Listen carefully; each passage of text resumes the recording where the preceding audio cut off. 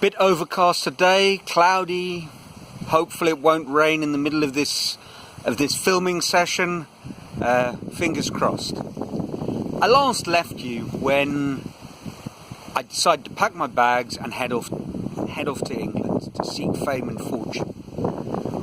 I got there with a good war chest saved up, which I ran through in precisely 4 months.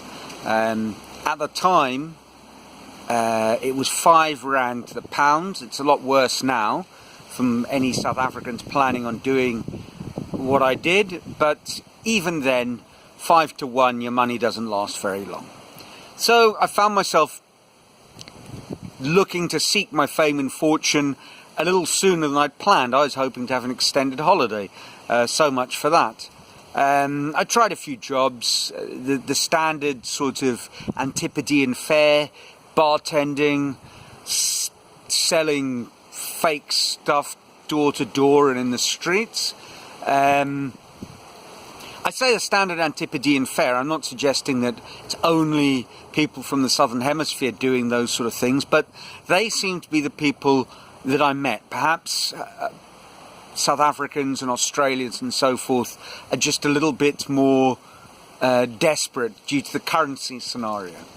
Anyway, I did that for a bit, and to be honest, I was struggling. The house share I was in was great guys, but a bit of a dump, if I was honest. There was a certain point where we were having a party, and I looked in the kitchen. We had to tidy up the kitchen sink before the guests arrived, and all I could think of was that scene in Whitnell and I at the beginning. If you haven't seen the movie, it's a fantastic movie. If you have, you know what the state of the kitchen sink was in, and you probably remember Richard E. Grant saying matter to describe what was being cultivated in between the dishes.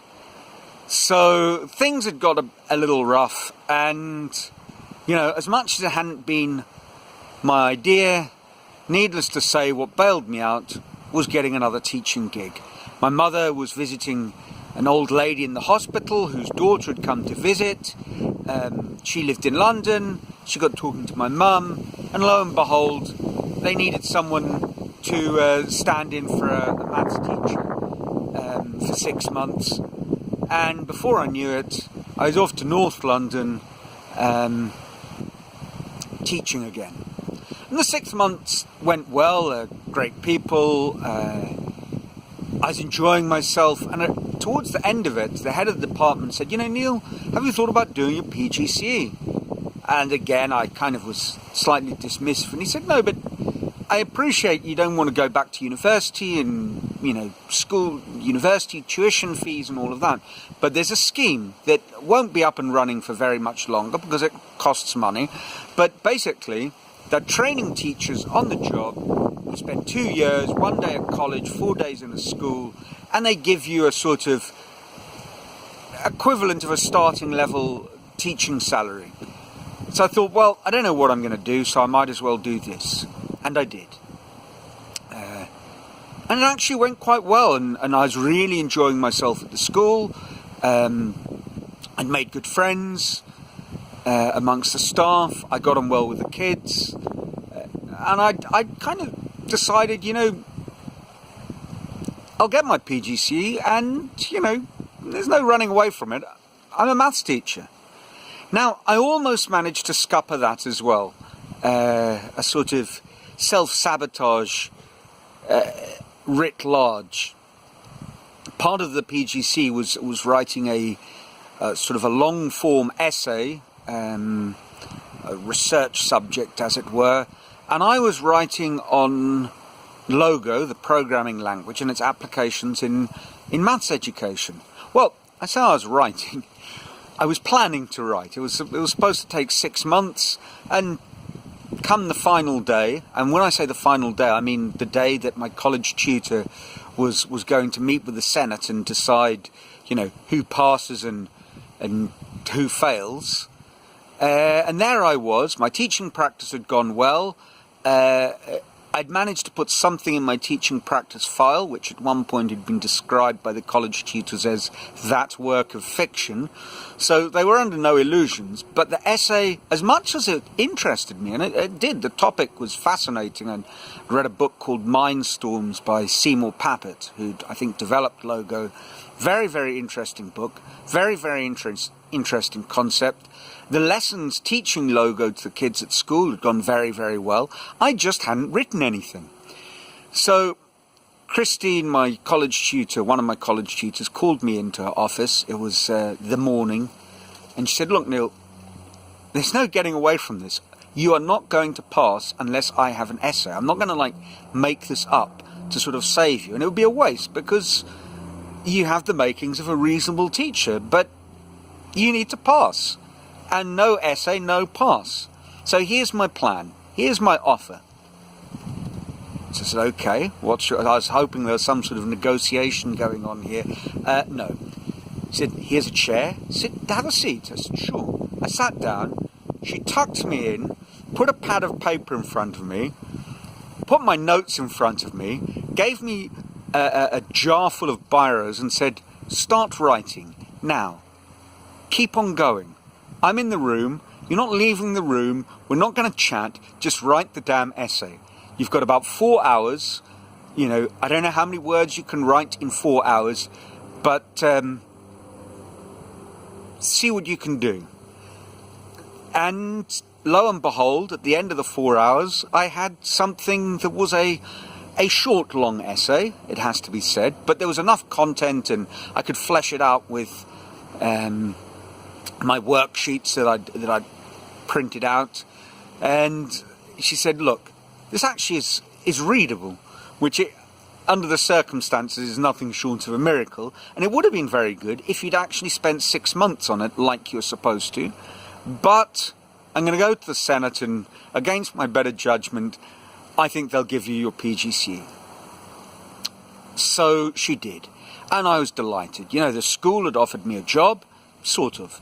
They said, look, the staff is aging, you're young, we need young staff, the kids know you, we've got a vacancy coming up in the maths department, we want you to stay. Don't worry about applying for other jobs, this one's yours. Well, if only that were the case. Thing is, it was a voluntary aided Catholic school, and the chairman of the Board of Governors was pretty hardcore. Well, maybe not by Catholic standards, but he certainly wanted to play things by the book, and one of the things he wanted was as many Catholic teachers at the school as possible, and I certainly didn't fit that bill. So when it came to the day of the interviews, there were two candidates, me and a married Catholic lady from a nearby school, and there was supposed to be a panel of governors. But surprise, surprise, none of them showed up. So the headmaster had a vote, the chairman of the Board of Governors had a vote, and the chairman of the Board of Governors, in the unlikely event that no governors turned up, which, surprise, surprise, had happened, had a casting vote. So I did my interview, and I went back to staff room, and normally they'd make an announcement quickly. Well, they didn't. I was there all afternoon. They kept on making jokes about, white smoke, which I needed explaining. I mean, I didn't know papal rights. Who was I to know about white smoke over the Vatican? But they said, it'll any moment now. But it wasn't any moment now, and eventually I went to the pub and had a beer to calm down and went home to my flat. And late that evening, the headmaster called me and he said, look, Neil, I really, really wanted you to have that job. I fought tooth and nail. We've been in a meeting all afternoon. The governor won't budge. I'm sorry, no job for you. And I was disappointed. So I thought I'd apply for other jobs, but I had no idea really about what was required, and my applications were frankly embarrassing. They certainly weren't typewritten.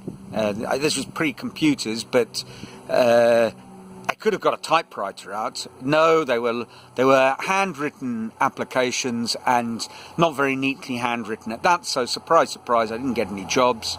And before I knew it, I was struggling to make ends meet as a supply teacher. I'd signed on for a bit, and whatever people say about dole scrounging, at the time, I can tell you that £34 a week really didn't make for a very enjoyable life.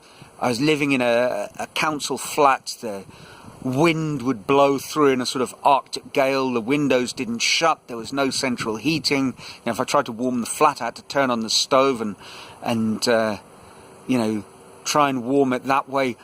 Life wasn't going as according to plan. But I thought I'd give teaching one last try, and I got the Times Ed out. And for some reason, I found myself at the back, and it was the international jobs. And I read an advert for a school in Peru, and I thought it looks interesting. I went, applied, got an interview. The interview was in the Grosvenor Park Hotel in Park Lane. Fantastic.